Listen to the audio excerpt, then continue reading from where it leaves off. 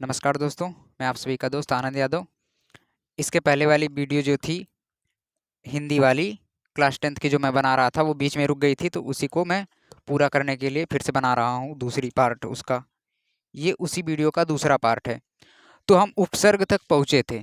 उपसर्ग और प्रत्यय। उपसर्ग क्या होता है और प्रत्यय क्या होता है? उपसर्ग वे शब्दांश होते हैं जो किसी शब्द के सामने लग करके उसका अर्थ बदल देते हैं। प्रत्यय वे शब्दांश होते हैं जो किसी शब्द के अंत में लगते हैं।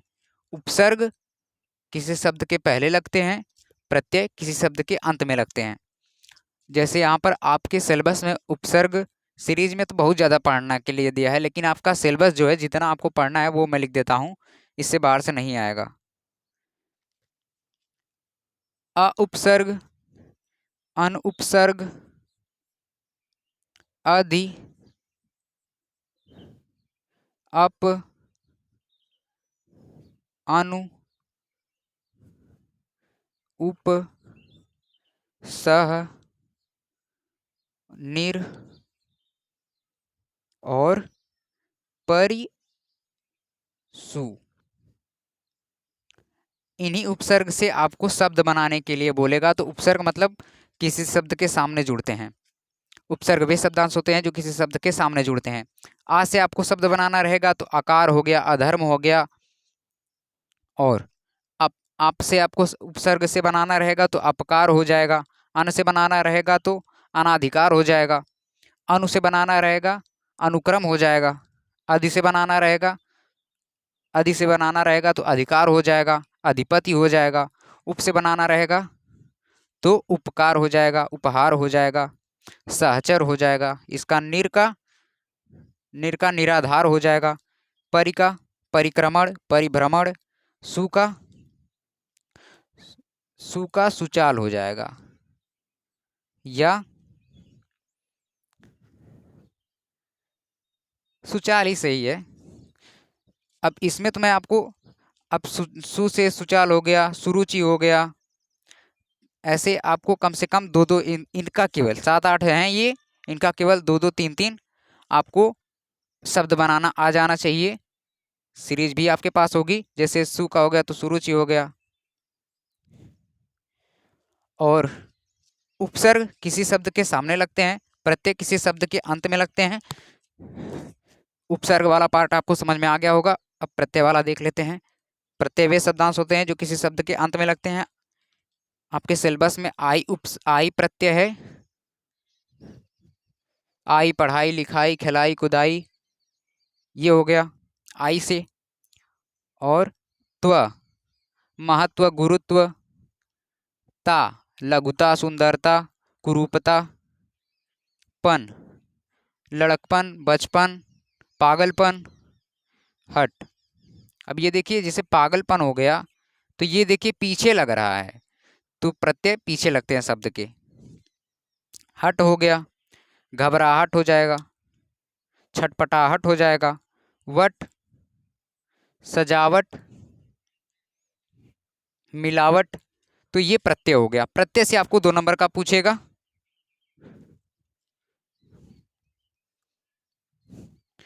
प्रत्यय से 2 नंबर का पूछेगा। अब आप आ जाइए समास पर।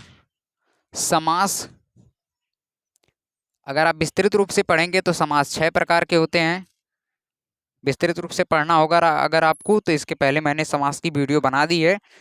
अव्ययी भाव समास, तत्पुरुष समास, कर्मधारय समास, द्विगु समास, द्वंद्व समास, द्वंद्व समास और एक हो गया बहुव्रीहि समास। बहुव्रीहि समास।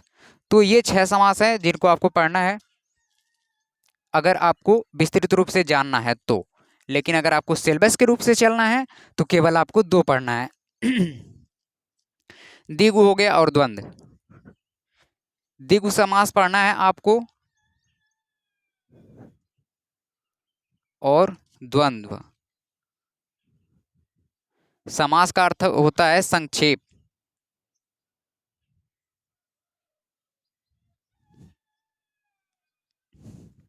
ठीक है, द्विगु के मैं कुछ उदाहरण लिख देता हूँ, द्वंद्व के कुछ उदाहरण लिख देता हूँ, फिर आपको समझा देता हूँ कि इसकी परिभाषा कैसे होगी और इसको आपको पहचानना कैसे। इसमें परिभाषा तो नहीं पूछेगा, केवल आपको पहचानना रहेगा। द्विगु समास को अगर आपको पहचानना है तो एक बात ध्यान में रखिए कि ये संख्यावाची होता है। द्विगु समास संख्यावाची होता है। जब आप बोलेंगे तो इसके शुरुआत में ऐसा लगेगा कि संख्याएं आ रही हैं, जैसे चौराहा। चौराहा यानी चार राहों का समूह, तो चौराहा यानी चार राहों का समूह संख्यावाची आया, मतलब संख्या आई, तो संख्यावाची यानी द्विगु। तिराहा, ती आया यानी तीन, तीन राहों वाला, तो संख्या आ गई। त्रिफला, फिर दशानन हो जाएगा, 10 मुखों वाला। जब भी आपको इसी तरह से संख्यावाची आपको दिखे तो आप कह देंगे कि वो द्विगु समास है। केवल आपको पहचान करके लिखना है कि कौन सा द्विगु समास है, कौन सा द्वंद्व समास है। इन्हीं दोनों के सिवाय कोई दूसरा नहीं आएगा। द्वंद्व, द्वंद्व समास जो है इसका क्या विशेषता है, देखिए। द्वंद्व समास में दो शब्द रहेंगे, मतलब प्रथम पद और अंतिम पद। प्रथम पद और अंतिम पद जो रहेगा, जैसे लाभ हो गया, हानि हो गया, लाभ डैश हानि। माता पिता, जलवायु,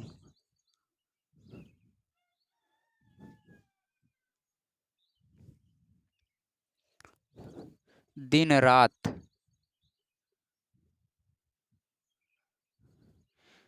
तो इसमें आपको ध्यान में रखना होगा कि अक्सर तो इसमें बीच में डैश का चिन्ह आएगा, यानी और का इसमें लोप रहता है, और शब्द का लोप रहता है, और या एवं बोल सकते हैं, शब्द का लोप रहता है।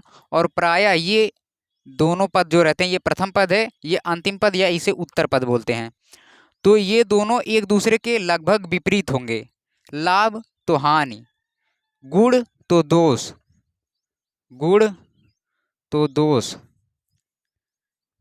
माता पिता, जलवायु जो है ये तो मान लीजिए विपरीत नहीं है, लेकिन इन दोनों शब्दों का प्रथम पद और द्वितीय पद दोनों का महत्व रहता है, तो आप समझ जाएंगे कि द्वंद्व समास है। आपके सिलेबस में दो ही है, अगर द्विगु नहीं है तो कौन सा होगा, द्वंद्व ही समास होगा। माता और पिता, जल और वायु, दिन और रात, प्रायः इसमें ये जो दोनों शब्द रहेंगे आपस में विपरीत रहेंगे। लाभ हानि, गुण दोष, दिन रात, माता पिता, इस तरह से द्वंद्व समास और द्विगु समास हो गया। द्विगु समास संख्यावाची होता है, संख्यावाची समझकर आप उसे पहचान लेंगे। द्वंद्व समास एक दूसरे के लगभग विपरीत होते हैं और दोनों पद का महत्व बराबर होता है। समास से आपको मिल गया 2 नंबर। आगे किस चीज को देखना है, तत्सम तद्भव देखना है। तत्सम तद्भव, तद्भव, तत्सम का मतलब ये संस्कृत,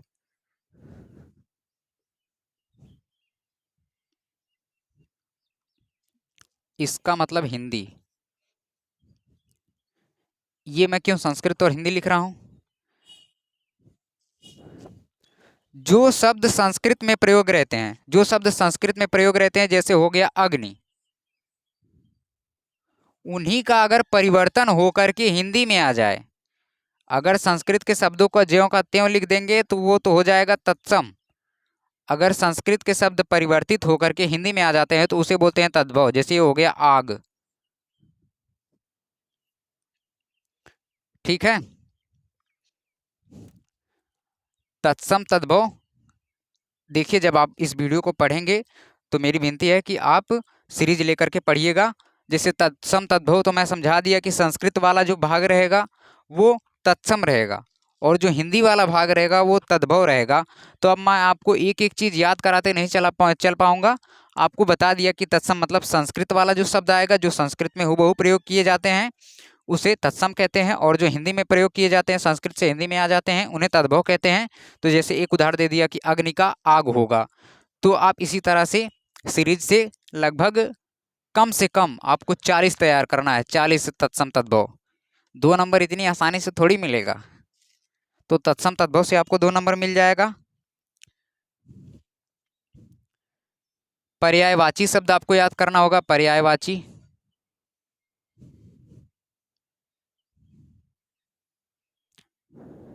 पर्यायवाची शब्द मतलब किसी शब्द का दूसरा अर्थ।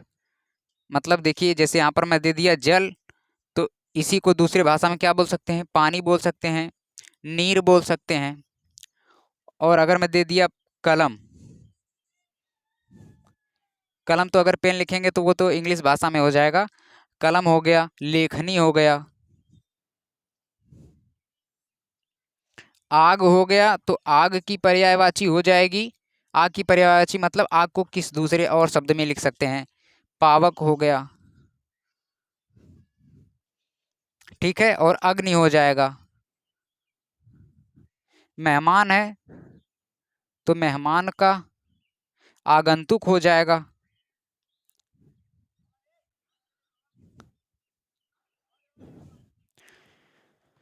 इसी तरह से आप समझ गए होंगे कि पर्यायवाची शब्द में से हमें क्या क्या याद करना है। पर्यायवाची शब्द में कम से कम जितना दिया होगा आपकी सीरीज में, उसमें से प्रत्येक शब्द का 2-2 आपको अर्थ याद करना है। मतलब कि 2-2 शब्द अगर मैं देता हूं जल, तो जल का पानी और नीर, यानी एक शब्द का 2-2 पर्यायवाची याद करना है आपको। कम से कम आपको इसको भी 30 तक पर्यायवाची याद करेंगे, अगर पढ़ेंगे तभी कुछ होगा। ये नहीं कि वीडियो देखने से मुझे सब कुछ आ गया। पर्यायवाची शब्द से भी आपको 2 मिल जाएगा। अब संधि, संधि क्या है? संधि में आपको क्या पढ़ना है? संधि तो 3 पार्ट उसका होता है, स्वर संधि, व्यंजन संधि, विसर्ग संधि। फिर स्वर संधि के भी 5 पार्ट होते हैं। फिर उसके बाद व्यंजन संधि के भी 8-9 नियम होते हैं, और विसर्ग संधि भी के 8-9 नियम होते हैं। लेकिन आपको उन सब में नहीं जाना है, संधि के स्वर वाले पार्ट में आना है। स्वर संधि जो होती है, यानी स्वरों स्वरों के मेल से, वर्णों के मेल से संधि बनती है। समास जो होता है वो शब्दों के मेल से समास बनता है, वर्णों के मेल से संधि बनती है। और संधि में क्या पढ़ना है? स्वर संधि पढ़ना है। स्वर संधि में क्या पढ़ना है? यड़ संधि पढ़ना है। यड़ संधि, यड़ संधि पहचानने के लिए आपको देगा, तो पहचानने के मैं बहुत ही ज़्यादा आसानी ट्रिक से आपको बता दूंगा कैसे पहचानना है। यड़ संधि जो है, इसकी सूत्र जो होता है इको यड़ची। संस्कृत जो पढ़ते होंगे वो तो अच्छे से जानेंगे कि इसका सूत्र क्या होता है, इको यड़ची। यानी इक प्रत्यय का इसमें प्रत्याहार जब पढ़े, संस्कृत में अगर कभी पढ़े होंगे तो प्रत्याहार में इक आता है। इक प्रत्यय में क्या क्या आता है? ई, उ, री, री। जब भी ई, उ, री, री आए और उसके बाद कोई असमान स्वर, असमान स्वर, स्वर, असमान स्वर मतलब ई, उ, री, री को छोड़ करके जितने स्वर बच रहे हैं वो उनमें से कोई भी अगर इनके बाद आता है, आ गया, बड़ा आ गया, ठीक है। ई, उ, री, री के बाद कोई असमान स्वर आता है, तो ई का या, उ का वा, री का रा और री का ला हो जाता है। ई का या, उ का वा, री का रा और री का ला। इसके उदाहरण कैसे होंगे? जैसे यहां पर हो गया प्रत्येक, इत्यादि, प्रत्येक, मध्वरी, पित्राज्ञा, लाकृति। देखिए, दूसरी चीज आपको क्या ध्यान में रखना है, ये तो आपका नियम से हो गया कि ई, उ, री, ली के बाद अगर आसमान स्वर आता है तो यड़ संधि होती है। अब ट्रिक्स के हिसाब से कैसे पहचानना है कि इसमें यड़ संधि है या नहीं। जब भी या व रा के साथ, या व रा के साथ कोई अधूरा वर्ण जुड़ा हो, जब भी या व रा के साथ कोई भी अधूरा वर्ण जुड़ा हो तो उसे यड़ संधि कहते हैं। जैसे यहां पर देखिए, या के साथ अधूरा वर्ण ता जुड़ा है, या के साथ अधूरा वर्ण ता जुड़ा है, वा के साथ अधूरा वर्ण धा जुड़ा है, और यहाँ पर त्रा लिखा है। अब यहाँ पर कहेंगे कि यहाँ पर क्या है, तो ये जो त्रा है ये ता हलंत प्लस रा से मिलकर बना है, ठीक है। तो यहाँ पर रा पर आधा ता जुड़ा है, तो इसमें भी अधूरा वर्ड जुड़ा है। तो पित्राज्ञा का पितृधन आज्ञा हो जाएगा। लाकृत लृधन आकृति, लृधन आकृति इसका होगा। लृ वाले में तो ये नियम नहीं लगता है, लेकिन जब भी आपको पूछेगा या व रा के साथ अधूरा वर्ड अगर जुड़ा है तो आप तुरंत देखकर बता देंगे। अगर या व रा उसमें दिख रहा है और उसके साथ अधूरा वर्ड दिख रहा है तो आप बिना कुछ सोचे बता दीजिए कि ये जड़ संधि है। इति धन आदि तो इत्यादि हो गया।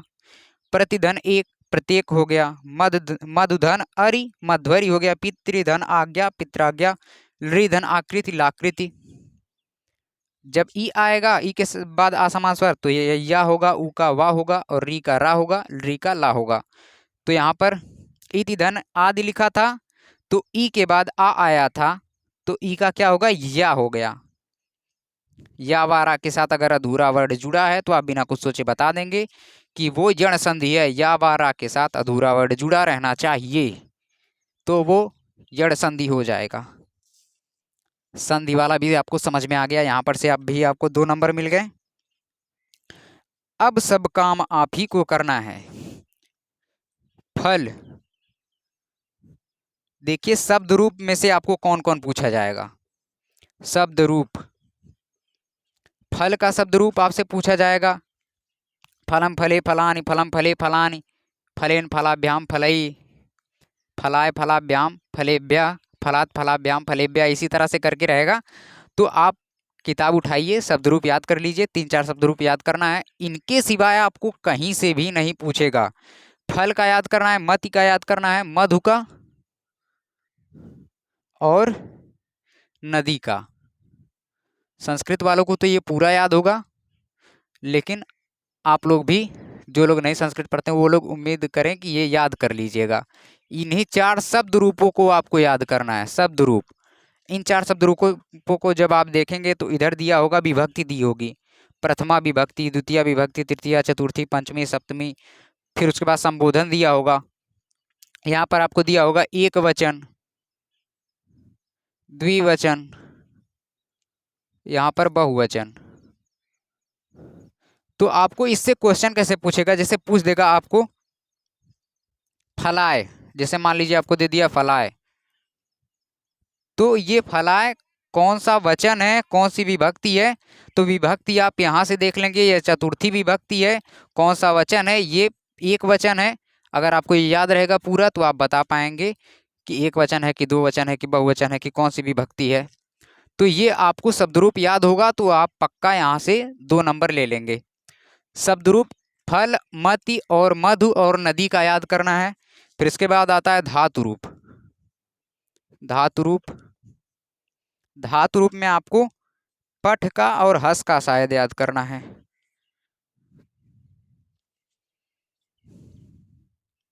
हाँ, 5 लकार होते हैं। 5 लकारों में आपको पठ का और हस का याद करना है। पठ का और हस का जैसे अब आप याद कर लेंगे तो आपको क्वेश्चन कैसे पूछेगा। मान लीजिए हमको तो याद है ये पठ का भी और हस का भी। पठती पठता पठंती जब ऐसे रहेगा तो यहाँ पर आपको दिया रहेगा प्रथम पुरुष, यहाँ पर मध्यम पुरुष, यहाँ पर उत्तम, यहाँ पर एक वचन रहेगा वचन, यहाँ पर द्विवचन, यहाँ पर बहुवचन। तो यहाँ पर जैसे हम लीजिए पठ का लिख लेते हैं, ये थोड़ा ऊपर रहेगा। प्रथम वाला हो जाएगा पठति पठता पठंती, तो ये हो गया पठति पठता पठंती। फिर पठसी पठता पठंती, पठसी पठति पठता पठंती, पठसी पठथा पठत, पठामी पठावा पठामा। फिर उसके बाद ये तो मान लीजिए लट लकार का हो गया। फिर जब आप लिट लकार का यानी पढ़ेंगे भविष्यत काल का तो फिर उसमें स्यति स्यति जुड़ जाएगा। पठिष्यति पठिष्यता पठिष्यंति पठिष्यसि पठिष्यता पठिष्यत, पठिष्यामा पठिष्यावा पठिष्यामा। फिर इसी तरह से आप विधिलिंग का भी अगर पढ़ेंगे, इन सभी का जो विधिलिंग लकार है या फिर लोट लकार है विधिलिंग में क्या होगा? पठित, पठिताम, पठेयु, पठे, पठितम, पठित, पठेयम, पठेयु, पठीम। अब आप अगर इसका लोट लकार का देखते हैं तो हो जाएगा पठतु, पठताम, पठन्तु, पठ, पठतम, पठत, पठानी, पठाओ, पठाम। फिर आप अगर देखते हैं लंग लकार का तो अपठत, अपठताम, अपठन, अपठा, अपठतम, अपठत, अपठम, अपठाव, अपठाम। तो इसी तरह से आपको पांचों लकार का अगर याद हो जाएगा, फट का अगर याद हो जाएगा तो हंस पर भी आप उससे चला लेंगे, बहुत ज़्यादा से आसान हो जाएगा। तो आपको पूछेगा कैसे? जैसे यहाँ पर आपको पूछ लेगा कि पठता, बस पठता कौन कौन सा पुरुष है। यहाँ पर ये जो पुरुष दिया है प्रथम पुरुष, प्रथम पुरुष में मतलब ये आएगा, वह आएगा, वह में पुरुष और स्त्री दोनों रहेगा, वे आएगा, मध्यम में तुम आएगा, उत्तम में मैं का मतलब अस्मद रूप, तुम का मतलब युष्मद।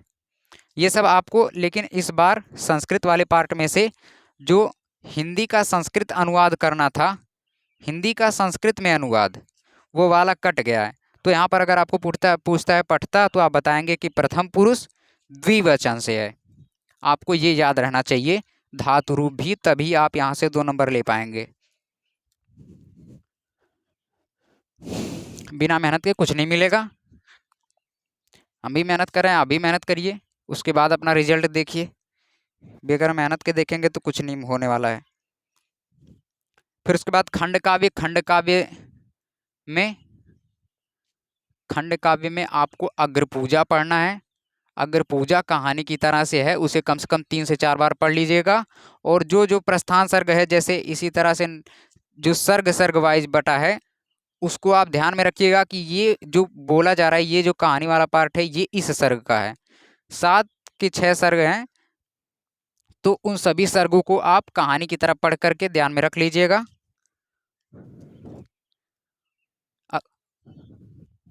और हाँ, ये जो हमारा अग्र पूजा है, ये केवल जिले वाइज जो बटा रहता है खंड काव्य, तो आजमगढ़ में अग्र पूजा ही केवल पढ़ना है।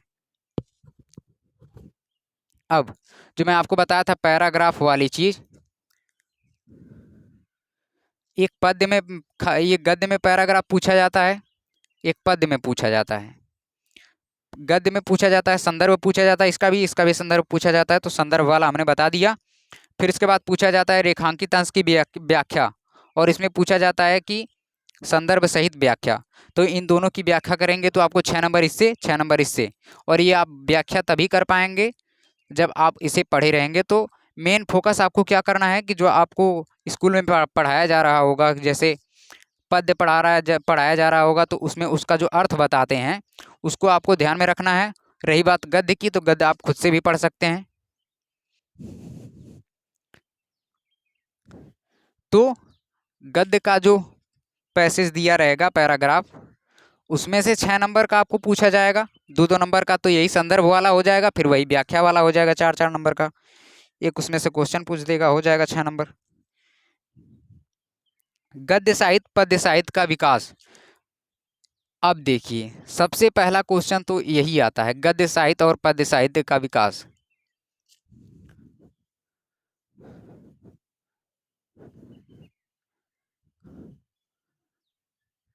गद्य साहित्य और पद्य साहित्य का विकास, कोई भी आप सीरीज उठाएंगे, सबसे पहले वाले ही पार्ट में आपको दिया होगा गद्य साहित्य का इतिहास, गद्य साहित्य का विकास और पद्य साहित्य का विकास। तो इसे आप पढ़ लेंगे, जैसे दी रहता है कौन सी पत्रिका कौन से युग की है। अब आपको ये बता देता हूँ कौन कौन सा युग आपको पढ़ना है इसमें। सीरीज आपके पास होगी तो आप सीरीज जब उठाएंगे तो आपको गद्य में पढ़ना रहेगा शुक्ल युग। शुक्ल युग के 2-2 कवि का नाम आप याद रख लें, 2-2 कवि या 2-2 लेखक जो भी रहेंगे, शुक्ल युग के 2 लेखकों का नाम याद कर लीजिएगा। और शुक्लोत्तर युग, शुक्लोत्तर युग के 2-2 लेखकों का नाम और 2-2 उनकी रचनाओं का नाम। फिर इसके बाद ये तो हो गया गद्य का पार्ट। फिर पद्य में आपको क्या याद करना है, ये गद्य का हो गया। पद्य में आपको रीतिकाल पढ़ना है। रीतिकाल यानी जो बिहारी वाला है, बिहारी हो गए, बोधा हो गए और भूषण हो गए। और आधुनिक काल, पहला काम तो इन चारों से हमें इन चारों के दो दो लेखकों का नाम याद कर लेना है। उसके बाद सीरीज में आपको दिया रहेगा कम से कम 150 से 200 शब्द, 200 क्वेश्चन आपको सीरीज से पढ़ना होगा, गद्य साहित्य और पद्य साहित्य का विकास का।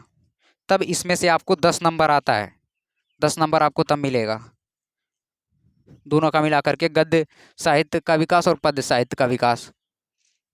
और खंड काव्य से आपको 3 नंबर मिलेगा।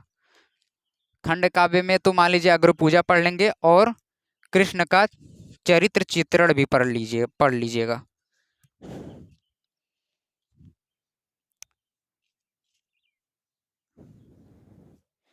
बचता है केवल संस्कृत वाला पार्ट थोड़ा सा।